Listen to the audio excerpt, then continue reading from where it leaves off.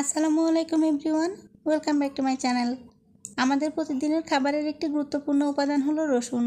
রসুনের যে কত গুণাগুণ তা অল্প কথায় বলে শেষ করা যাবে না। বিভিন্ন ধরনের ভিটামিন, অ্যান্টিব্যাকটেরিয়াল, অ্যান্টিফাঙ্গাল প্রপার্টিস থাকায় রসুন আমাদের শরীরের জন্য খুবই ভালো। তবে আজ আমি কিন্তু রসুনের কোনো টিপস দেব না। আজ আপনাদের জানাবো রসুনের যে খোসা আমরা ফেলে দিই তা আমাদের জন্য কতটা কাজের। এই রসুনের খোসা আমাদের শরীরের জন্য খুবই গুরুত্বপূর্ণ। আজ আপনাদের এই রসুনের খোসা ব্যবহারের উপর 6টি টিপস দিব। আপনারা দেখলে অবাক হয়ে যাবেন যে এই রসুনের খোসা কতটা উপকারী। এই জন্য দেখুন আমি এখানে কিছু রসুনের খোসা নিয়েছি। এই রসুনের খোসাগুলো দিয়ে এখন আমি আপনাদেরকে কিছু টিপস দিব যেগুলো আসলে আমাদের শরীরের জন্য খুবই উপকারী। তো দেখুন প্রথমে একটা পাত্রে আমি পানিতে নিয়েছি, আর এই রসুনের খোসা থেকে কিছু রসুনের খোসা আমি এই পানির ভেতর দিয়ে দিচ্ছি। আমি কিন্তু সব রসুনের খোসা দিব না, কারণ আমি কিন্তু আরও অনেক টিপস দিব। এজন্য আমি এখানে অল্প পরিমাণে কিছু রসুনের খোসা নিয়ে নিচ্ছি আর পানির ভেতর দিয়ে দিচ্ছি। এরপরে এই রসুনের খোসাগুলোকে আমরা 10 মিনিটের মতো এভাবে ভিজিয়ে রাখবো। 10 মিনিট ভেজানো হয়ে গেলে এই রসুনের খোসাগুলো কিছুটা নরম হয়ে যাবে। তখন আমরা এই রসুনের খোসাগুলোকে ভালোভাবে ধুয়ে নেব। রসুনের খোসার গায়ে যে ময়লাগুলো আছে সেই ময়লাগুলো আমরা ভালোভাবে পানিতে ধুয়ে নিব। আমি এখানে একবার করে দেখাচ্ছি, তবে কিন্তু আমি আরও 2-1 বার এভাবে ধুয়ে নিব। দেখুন আমি পানিতে ভালোভাবে ধুয়ে নিয়েছি। এই রসুনের খোসা কিন্তু এখন কোনো ময়লা নেই। এই রসুনের খোসাগুলো এখন আমি ব্লেন্ডারে ব্লেন্ড করে নেব। তো দেখুন আমি ব্লেন্ডারে ব্লেন্ড করে নিয়েছি। এই রসুনের খোসাগুলো যেহেতু রসুনের মতো অতটা নরম না, এই জন্য কিন্তু যখন আপনারা ব্লেন্ড করবেন তখন অবশ্যই একটু বেশি করে পানি দিবেন। একটু বেশি করে পানি দিলেই দেখবেন যে ব্লেন্ড করতে খুবই সহজ হয়ে যাবে। তো রসুনের খোসাগুলো আমি ব্লেন্ড করে নিয়েছি। এখন একটা পাত্রে এই যে রসুনের খোসার যে পেস্ট, এই পেস্টগুলো আমি ঢেলে নিচ্ছি। এই রসুনের খোসার পেস্টের কিন্তু আমি কয়েকটি ব্যবহার দেখাবো, কারণ এই রসুনের খোসার পেস্ট কিন্তু খুবই উপকারী। এই রসুনের খোসার পেস্ট আমাদের ত্বক, চুল, দাঁত সব কিছুর জন্যই খুবই উপকারী। তো চলুন কিভাবে ব্যবহার করতে হবে আপনাদেরকে দেখিয়ে দিই। প্রথমে আমি দেখাবো যে এই রসুনের খোসার পেস্ট আপনারা চুলের জন্য কিভাবে ব্যবহার করতে পারেন। এজন্য দেখুন আমি এখানে কয়েক চামচ রসুনের খোসার পেস্ট নিয়ে নিচ্ছি। রসুনের খোসার পেস্টে থাকে জিঙ্ক এবং কপার, যা খুবই ভালো চুলের জন্য। এখন এই রসুনের খোসার পেস্টের সাথে আমি যে জিনিসটি মিশিয়ে দিব তা হচ্ছে লেবুর রস। খুব বেশি না, সামান্য একটু লেবুর রস দিলেই হয়ে যাবে।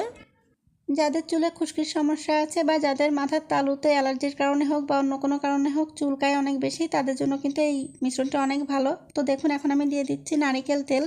খুব বেশি না, সামান্য একটু নারিকেল তেল দিতে হবে। এখন এই 3টি উপাদান আমরা খুব ভালোভাবে একসাথে মিশিয়ে নেব। রসুনের খোসার পেস্ট, লেবু আর নারিকেল তেল খুব ভালোভাবে মিশিয়ে নেওয়ার পরে কিন্তু এই যে পেস্ট আমরা তৈরি করলাম, এই পেস্টটা আপনারা আঙুলের সাহায্যে নিয়ে আপনাদের যে মাথার তালু বা স্কাল্প আছে মাথার স্কাল্পে লাগিয়ে দিবেন।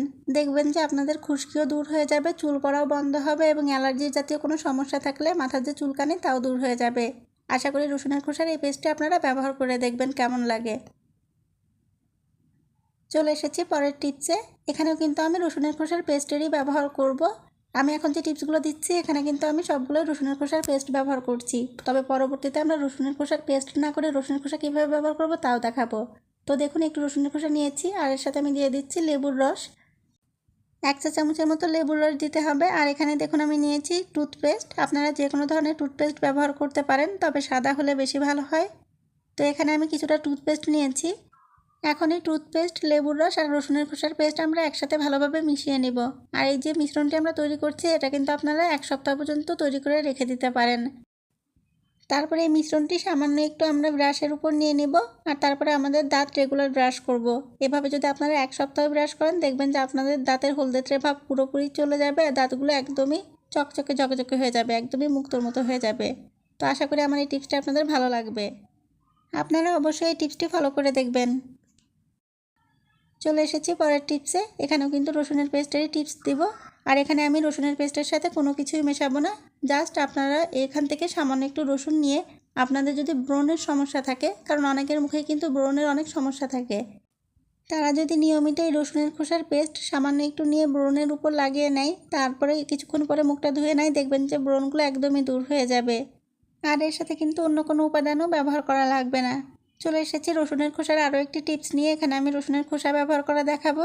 তো প্রথমে আমি রসুনের খোসাগুলো ভালো করে ধুয়ে নিয়েছি, তারপর একটা পাত্রের ভিতর দিয়ে দিয়েছি। আর এই পাত্রটিকে চুলায় দিয়ে এখন আমি 5 মিনিট মতো জাল দিয়ে নেব।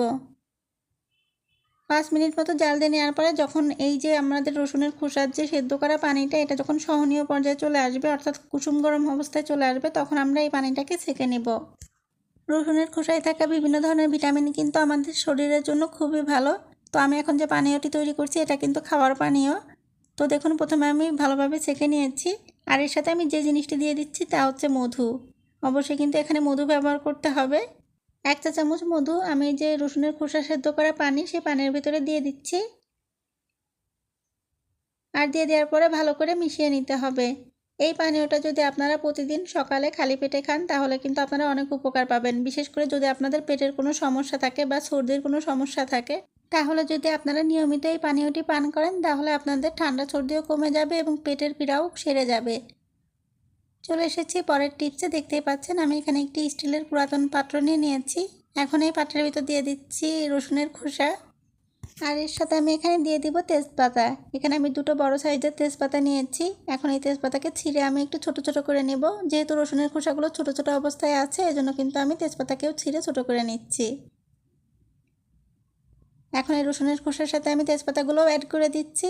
আর এখন যে কাজটি করব তা হচ্ছে এখানে আমি আগুন ধরিয়ে নেব, অর্থাৎ তেজপাতা আর রসুনের যে খোসা আছে তা কিন্তু আমরা জ্বালিয়ে নেব।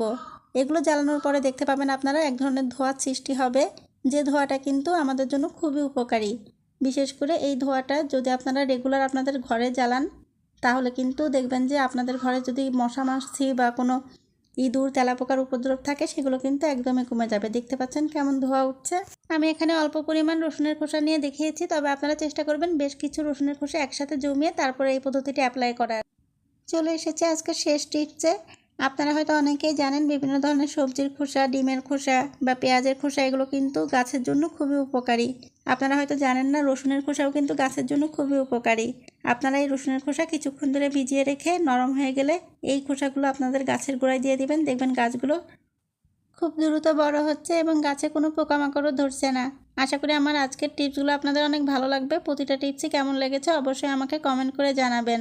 আর যদি আপনাদের কোনো প্রকার প্রশ্ন থাকে তাহলে কিন্তু আমাকে কমেন্ট করে জানাবেন, আমি অবশ্যই রিপ্লাই দেওয়ার চেষ্টা করব।